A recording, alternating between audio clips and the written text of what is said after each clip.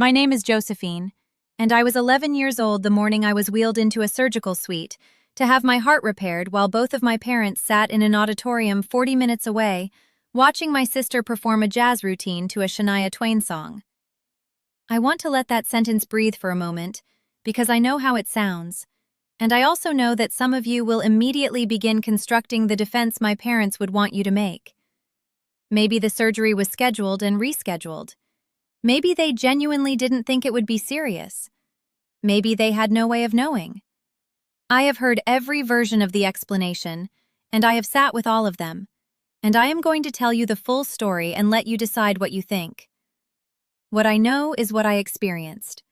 I was 11, I was frightened, and when I turned my head to look for my parents before they put me under, the hand I found was my surgeon's. His name was Dr. Anand. He was a quiet man with careful eyes, and the kind of stillness that operating rooms seem to cultivate in people who spend their lives making decisions about other people's hearts. He saw me look around. He understood immediately what I was looking for. He held my hand and said very quietly, "I've got you. You're going to be fine." And then he stayed with me, longer than he probably needed to, until I stopped being scared enough to go to sleep. I have never forgotten that. I have also never forgotten what he did 3 days later, when my parents came to the hospital full of explanations and flowers. But I'll get to that. If you've ever been the child in your family who could be set aside because the adults were confident you'd manage, if your needs have ever come in last because everyone assumed you were resilient enough to absorb the shortfall, I need you to hear this story. Stay with me. Welcome, if this is your first time here. This is a space for women telling the truest versions of their own stories, and we don't soften the hard parts. Subscribe and hit the notification bell so you never miss one. Let's go back to the beginning, so you understand how we got to that operating room. I have a congenital heart defect called a ventricular septal defect, a hole between the two lower chambers of the heart. Most VSDs close on their own in childhood. Mine did not. I had been monitored since I was 2 years old, going in for echocardiograms every year, my mother noting my symptoms in a little notebook she kept in her purse. By the time I was 10, my cardiologist had determined that the hole was large enough and my symptoms persistent enough that surgical repair was the appropriate course of action. This was not a surprise. It had been discussed for 2 years. The surgery was scheduled 8 months in advance. My sister Vanessa is 4 years younger than me, which made her 7 at the time of the surgery. She had been in dance since she was 4. She was genuinely talented. I want to say that clearly because Vanessa is not the villain of this story, and she was a child who had no agency over any of what happened. Her recital had been scheduled for the same weekend as my surgery for reasons that, my mother would later explain, seemed logistically manageable when the dates were first set. 2 different things, 2 different days of the weekend. My surgery was Saturday morning. The recital was Saturday afternoon. I remember asking my mother, sometime in the week before, whether both of them would be at the hospital.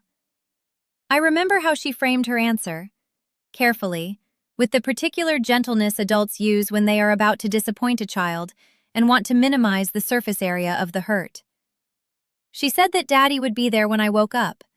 She said the surgery would go smoothly, and I would be resting by the time the recital was over, and they would come straight to the hospital after. She said I was brave and strong, and that Dr. Anand was the very best. She did not say, "Yes, we will both be there." I was 11, not stupid. I understood the shape of what she wasn't saying. I cried that night in my room with the door closed, quietly, the way I had learned to cry in a house where visible distress was treated as a management problem. I did not bring it up again. I had already learned by 11 that pressing on certain things in my family only got you a more elaborate version of the same answer. My father's version of being there was that he drove me to the hospital Saturday morning, sat with me through the pre-op preparation, squeezed my hand in the hallway before they took me back, and then left. He had a recital to get to. He told me he loved me. He told me the doctors were going to take great care of me. He told me he'd see me when I woke up. I watched him walk away down the hospital corridor. I was in a gown and surgical socks, and I was 11 years old, and my heart, literally, specifically my heart, was about to be cut open, and my father walked away down the corridor because Vanessa had a jazz routine at 2 o'clock. There was a nurse named Gloria who sat with me after that. She had the warm, no-nonsense energy of a woman who has seen too much to be rattled, but has also decided, consciously, never to become callous. She held my hand during the IV placement. She told me knock-knock jokes that were genuinely terrible. She was there when Dr. Anand came in for the pre-surgical check, and she was there when he held my hand and told me he had me.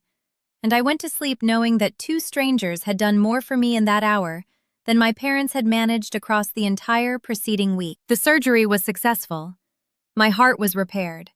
I spent 3 days in the pediatric cardiac recovery unit, and my parents came the evening of the first day. After the recital, after the reception, after Vanessa had been taken to her favorite restaurant to celebrate. They brought tulips, which were my grandmother's favorite flower and not mine, and a stuffed bear from the hospital gift shop, and my mother cried when she saw me and said she had been so worried, and my father said I looked great, and I lay there in my hospital bed with a chest drain and an IV and the particular exhaustion of someone who has just had their heart sewn back together, and I looked at the tulips and I thought, they don't even know my favorite flower. I said I was tired. They stayed for an hour. They came back the next day and the day after that, and by the time I was discharged, they had convinced themselves, I think, that everything was fine, that it had worked out, that the surgery was a success and Vanessa had done beautifully, and the weekend had been managed as well as it could have been. My mother told my aunt, who told me years later, that she had been on her phone all through the recital refreshment period, checking for updates from the hospital. As though proximity to information is the same as presence.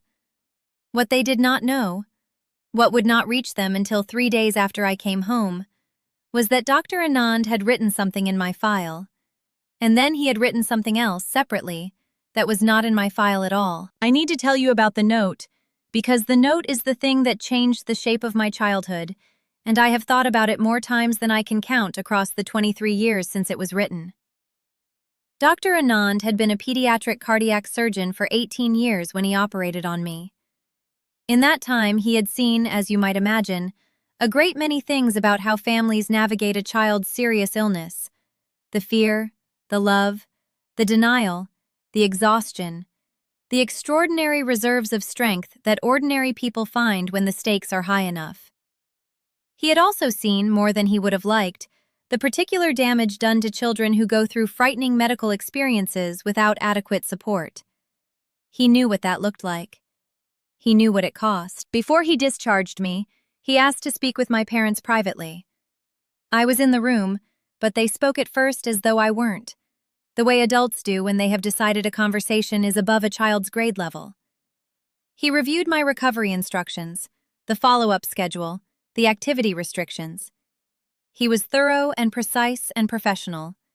And then he paused, and he looked at both of my parents with those careful, quiet eyes, and he said, with the measured directness of a man who has made peace with saying hard things, I want to note for you that Josephine was alone when she went into the operating room. She was frightened. A child going into cardiac surgery should not be frightened and alone. I understand there were circumstances, and I am not here to judge your family. But I am her surgeon, and I am telling you this because I think you should know. My mother started to explain. He let her. He nodded. And when she finished, he said, I'm glad to hear it. I just want to make sure Josephine hears in front of you that what she felt was real and valid, and that she deserved to have someone with her. He looked at me when he said that. Directly at me. I was 11 years old and a grown man with 18 years of surgical experience was telling me, in front of my parents, that I was right to have felt what I felt, that I was not being too sensitive, that I deserved more than I had gotten. I did not cry in that room. I saved it for the car. But the other thing, the thing I didn't know about until I was in my 20s, was that he also wrote a letter. Not to my parents, to me. He gave it to Gloria the nurse and asked her to put it in the folder of discharge paperwork, tucked behind the dietary guidelines and the wound care instructions, where a child probably wouldn't see it, but where a young woman going through her own medical records someday might. It was addressed to me by name.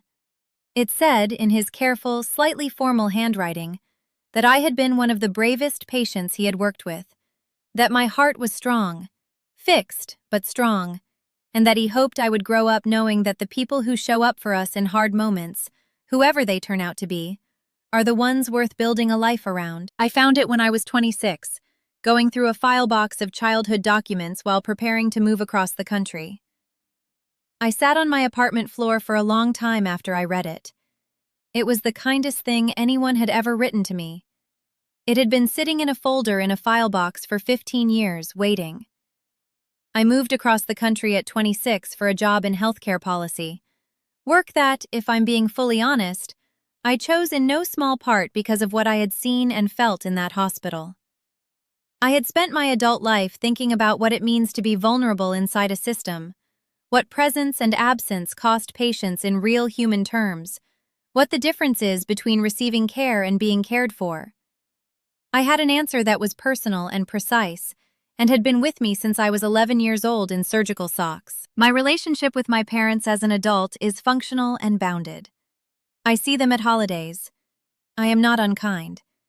But I also do not pretend, in the way I pretended for most of my childhood, that what happened was no big deal because the surgery was successful and Vanessa's recital was lovely and everything worked out. Everything working out medically does not mean everything was handled correctly. I survived. I have a repaired heart that has given me no trouble in 23 years.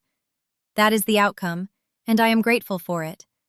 But the process, the choice, the weighing, the calculation that resulted in a father walking away down a hospital corridor while his 11-year-old daughter went to have open-heart surgery, that happened too. Both things are true. I have stopped asking people to choose between them. Vanessa and I are close, in the way siblings can be close once they're adults, and the family dynamics that shaped their childhood stop being the whole atmosphere. She knows the story. She was 7. She didn't know the weight of it then, but she knows it now, and she has said she's sorry in the way people say sorry for things they didn't do, but were nonetheless part of. I have told her it's not hers to carry. I meant it. My parents have never fully apologized.